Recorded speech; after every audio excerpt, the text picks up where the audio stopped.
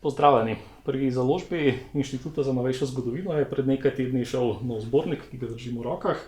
Gre za 24. zbornik zbirke Vpogledi z naslovom Sočutje in stigma, družbene razlike in revščina v slovenski novejši zgodovini. V njem je zbranih 10 prispevkov, ki jih je napisalo 11 avtoric in avtorjev. Prispevke sem uredil v tri sklope, začenši z analizo marginaliziranih skupin na splošno in nekaterih njihovih značilnosti. Torej, zbornik uvaja prispevek Branke Grošelj z naslovom Odnos družbe do marginalnih skupin beračev in potepuhov v obdobju od konca 19. stoletja do leta 1940. Drugi prispevek, ki ga je napisala Alenka Hren Medved, nosi naslov Revno trško in podeželsko prebivalstvo Laškega v 19. stoletju.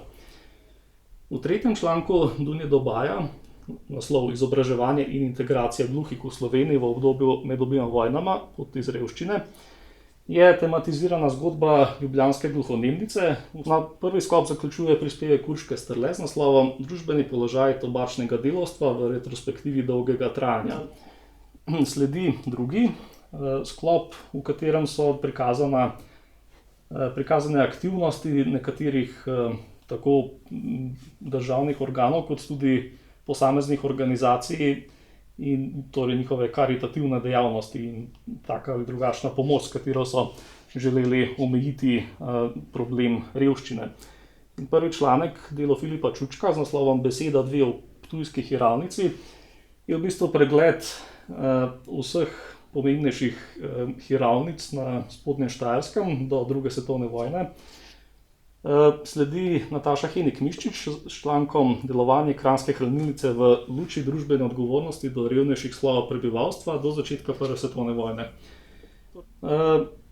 Še zadnji prispevek v tem sklopu ima naslov Bolezni, beda in pomanjkanja, tuberkuloza in trahom na Slovenskem v 19. in 20. stoletju, avtorice Mete Remec.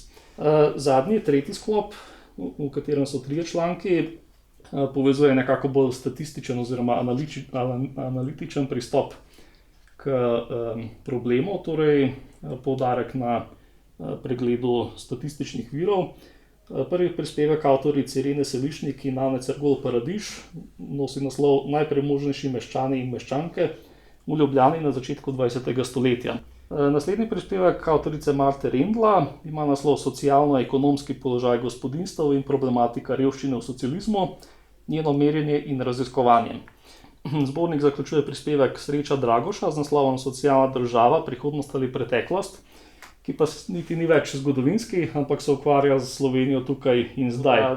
Zbornik moramo pač žal zaključiti z neprijetno, ampak vsekakor resnično ugotovitvijo, da revščina in družbene razlike niso del zgodovine, niti v domnevno najbolj razvitem delu sveta. Hvala.